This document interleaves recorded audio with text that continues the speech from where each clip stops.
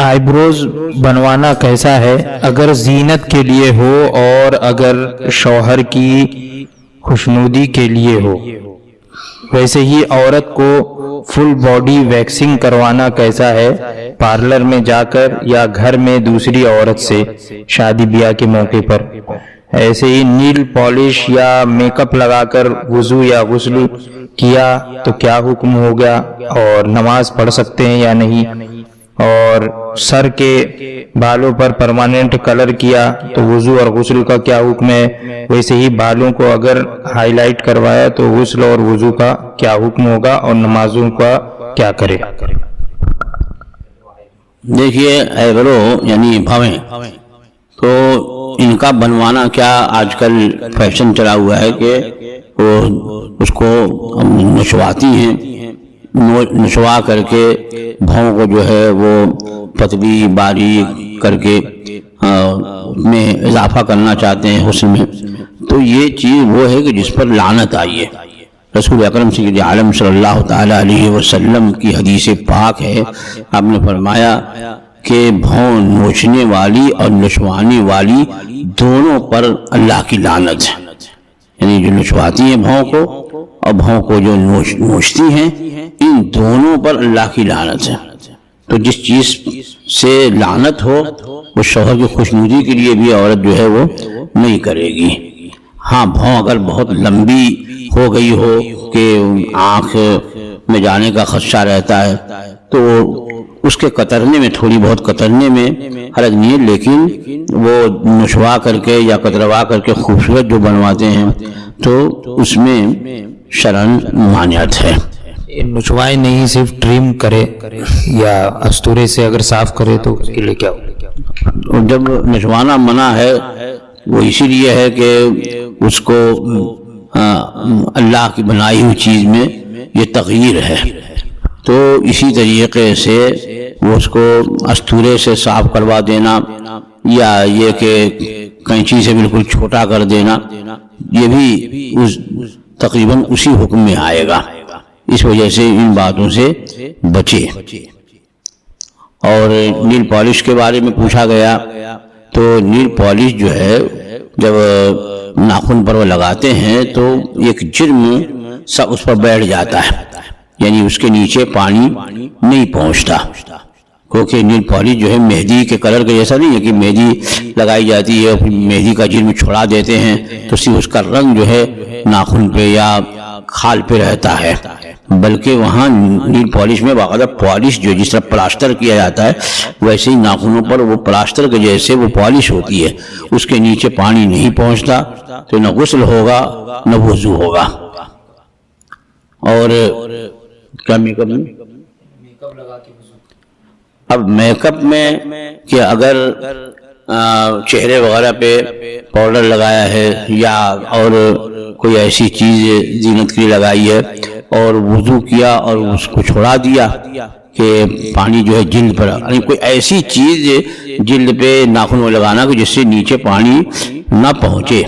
تو وہ جائز بھی نہیں ہے اور اس سے وضو بھی نہیں ہوگا، غسل نہیں ہوگا۔ اور اگر کوئی ایسی چیز چہرے پہ نہیں لگائی ہے بلکہ جیسے تیل لگا لیا یا اور کوئی ایسی پاک کریم لگائی ہے اس کو مسل دیا کہ اس کے وہ جلد پر پانی بہہ جاتا ہے تو اس سے وضو بھی ہو جائے گا اور غسل بھی ہو جائے گا، تو ایسی چیز لگانے سے بچے۔ پھر یہ پوچھا گیا کہ بالوں میں کلر کیا تو بال میں کلر ایسے ہی جیسے کہ مہندی لگاتے ہیں تو بال لال ہو جاتا ہے یا بال براؤن ہو جاتا ہے تو وہ رنگ ہے، اس کا کوئی جرم نہیں ہے۔ تو وہاں بال میں اس طرح کا کلر کہ جس پر کوئی بال میں جرم نہیں ہو بلکہ صرف رنگ آیا تو وہ وضو یا غسل سے مانع نہیں ہے۔ ہاں یہ ہے کہ جس کے بال سفید نہیں ہوئے ہیں، کالے ہیں، لیکن ان کا کلر بدلنے کے لیے طرح طرح کا آج کل فیشن چلا ہوا ہے، تو جہاں یہ وضع فساق ہے، فاسقہ عورتوں کی وضع ہے، وہاں بچنا ضروری ہے۔ اور بال سفید ہو رہے ہوں یا ہو گئے ہوں اور انہیں کالے کے سوا کوئی اور خضاب لگایا، مہندی لگائی جیسے سرخ ہے پیلا ہے، براؤن ہے، تو اس میں شرعاً قباحت نہیں ہے۔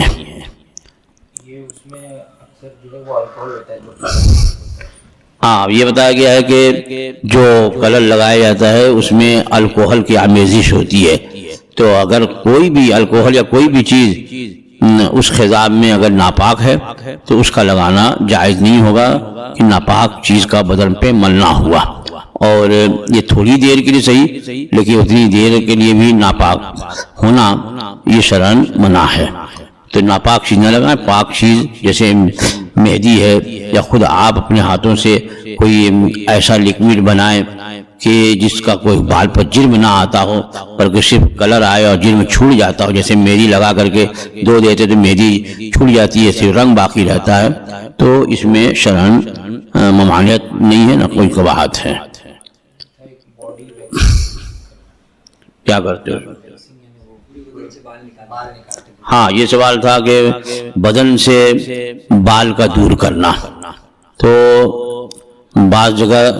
کے بال تو دور کرنے کا حکم ہی ہے، جیسے بغل کے بال اور منزل ناف جو ہیں وہ ان کا دور کرنا، تو 40 دن کے اندر اس کا کرنا ہے، اور 40 دن ہو جائے تو پھر مکروہ تحریمی ہے، تو یہ تو شرعی حکم ہوا۔ اب یہ کہ بدن سے اور روئیں کا دور کرنا، تو روئیں کا دور کرنا یہ شرعاً ناجائز حرام تو نہیں ہے، لیکن اس کے لیے عورت کے سامنے بھی بدن کا کھولنا یہ جائز نہیں ہوگا، کیونکہ عورت کے سامنے بھی بدن کے سارے حصے نہیں کھولے جا سکتے۔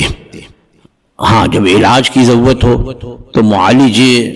کے سامنے کھولنا یہ ضرورت اور مجبوری ہے، تو جو بال وہ اپنے ہاتھ سے دور کر سکتی ہو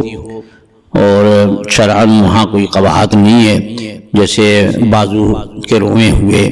یا پیر وغیرہ کے روئیں ہوئے، کہ اپنے ہاتھ سے اگر دور کر سکتے ہیں تو ان میں قباحت نہیں ہے۔